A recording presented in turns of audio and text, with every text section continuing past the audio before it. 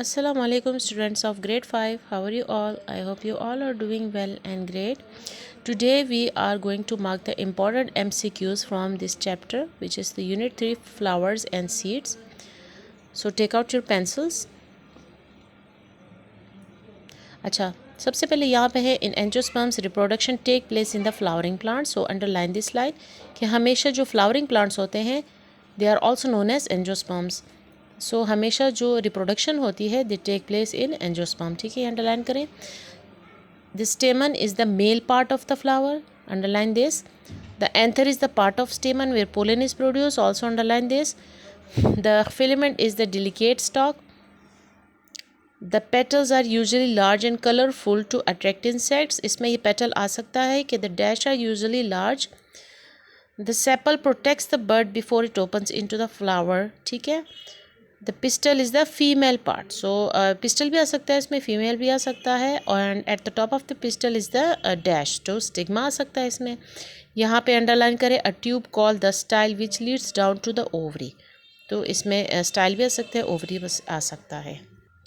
ये ब्लैंक्स जो है ये आपके एग्ज़ाम के लिए भी इम्पॉर्टेंट है, आपके टेस्ट के लिए भी इम्पॉर्टेंट है and more important it is for your general knowledge. ठीक है, आपको पहले ये जानना चाहिए सब कुछ कि ये क्या है, तब जाके आपको किसी भी टॉपिक का समझ में आ सकता है. अच्छा, pollination is the process where the pollen grain from the anther are transfer to the stigma of the same और another flower. Underline this whole line. ठीक है, इसमें आ सकता है कि डैश इज़ द प्रोसेस. अच्छा, there are two types. So you have to remember कि हमारे पास कितने टू टाइप्स पॉलिनेशन है, सेल्फ पॉलिनेशन एंड क्रॉस. अब इसको याद करने की ज़रूरत है भी नहीं, इसको समझने की ज़रूरत है. सेल्फ पॉलिनेशन में सिर्फ आपको ये पता होना चाहिए कि जब पोलन ग्रेन्स एंथर से स्टिग्मा तक जाते हैं तो वो सेम फ्लावर में जाते हैं, यानी दोनों फूल का एक होना ज़रूरी है. Then it take place self pollination. ठीक है, और क्रॉस पॉलिनेशन में क्या होता है कि वो अनदर यानी एक फ्लावर से दूसरे फ्लावर तक जाता है पोलन ग्रेन्स. तो ये क्या है, दिस इज क्रॉस पॉलिनेशन. ठीक है. अच्छा, the end result of pollination is the beginning of the process of fertilisation. Underline this line also. इसमें एंड ऑफ पॉलिनेशन भी एज अ डैश ब्लैंक में आ सकता है, फर्टिलाइजेशन भी एज अ ब्लैंक में आ सकता है. अच्छा, fertilisation occur when the pollen grows a tube down from the stigma to the ovary. इसमें फर्टिलाइजेशन स्टिग्मा ओवरी भी आ सकता है सब ब्लैंक में. ठीक है. प्लांट रिप्रोडक्शन में you have to first remember that हमारे पास टू टाइप्स है. कितने टाइप्स है? Two. Sexual and asexual. Sexual में क्या होता है, मेल एंड फीमेल का रिप्रोडक्टिव सेल बनते हैं. तो एज अ ब्लैंक ये आ सकता है कि dash reproduction involves the use of male and female reproductive cell. However, in asexual reproduction में क्या होता है, just one plant and no reproductive cell. So underline this line. Okay. Page 35 पे आ जाइए. Seeds are formed as a result of sexual reproduction plants. तो यहाँ पे सीड्स भी आ सकता है, यहाँ पे सेक्शुअल भी आ सकता है. अच्छा, स्ट्रक्चर ऑफ सीड को आपने समझ के याद करना है. ठीक है, हमारे पास 4 मेन पार्ट्स है. 4 मेन पार्ट्स आपको ऐसे ही आना चाहिए कि सीड कोट है, एंडोस्पर्म है, कॉटिलिडन है एंड एम्ब्रियो है. सीड कोट क्या करता है, protects everything inside the seed. So ये लाइन आ सकता है सब ब्लैंक, इसमें सीड कोट भी आ सकता है. ठीक है, यहाँ पे एंडोस्पर्म एज अ ब्लैंक में आ सकता है कि the dash is the tissue. लेकिन आपको पता होना चाहिए कि एंडोस्पर्म क्या है, एक टिश्यू है जो कि एम्ब्रियो को न्यूट्रिएंट्स देता है.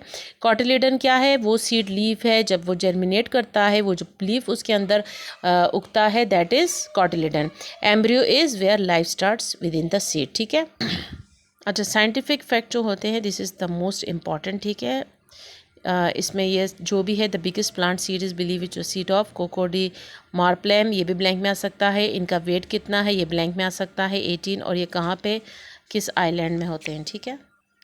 नेक्स्ट पेज 36 पे हमारे पास है जर्मिनेशन ऑफ सीड. इसमें the process which involve the seed becoming a plant is known as germination. ये अंडरलाइन करें, ये इंपॉर्टेंट है.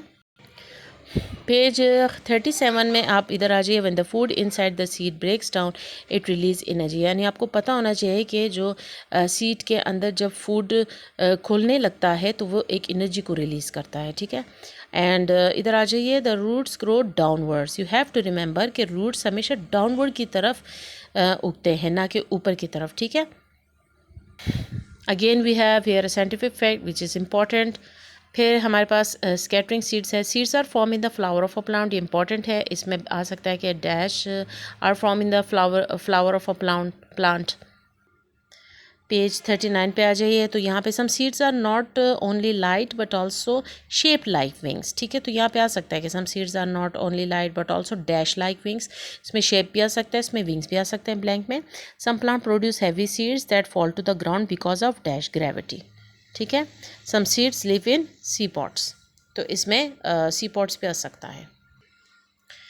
पेज 40 पे आ जाइए। यहाँ पे कोकोनट इज़ अ सीड, ये तो सबको पता है कि लार्जेस्ट सीड है। ठीक है, तो ये भी एज अ ब्लैंक में आ सकता है। फिर एसेक्सुअल रिप्रोडक्शन में स्पोर्स आते हैं। यहाँ पर spores are much simpler than seeds आ सकते हैं, यानी dash are much simpler than seeds. This plants usually produce thousands of और इवन मिलियंस ऑफ स्पोर्स। तो यहाँ पे दीज प्लांट्स का मतलब क्या है, यानी स्पोर्स। ठीक है, तो ऐसे ब्लैंक ये भी आ सकता है कि स्पोर्स यूजुअली प्रोड्यूस थाउजेंड्स और इवन मिलियंस ऑफ स्पोर्स। अच्छा, लास्ट पेज 41 पे आ जाइए। यहाँ पे पोटैटो ट्यूबर्स हैव नूड्स और eyes from which the new growth begins. तो अंडरलाइन करें ये भी लाइन। इसमें आ सकता है पोटैटो ट्यूबर्स भी आ सकता है, या पोटैटो ट्यूबर्स हैव डैश, तो हैव नूड्स। आप नूड्स भी लिख सकते हैं, आप आइज भी लिख सकते हैं। ठीक, क्योंकि इन नूड्स को आइज भी बोला करते हैं। ठीक है, so I hope you underline all the important MCQs of this chapter, and please subscribe my channel and like my video. Okay, thank you.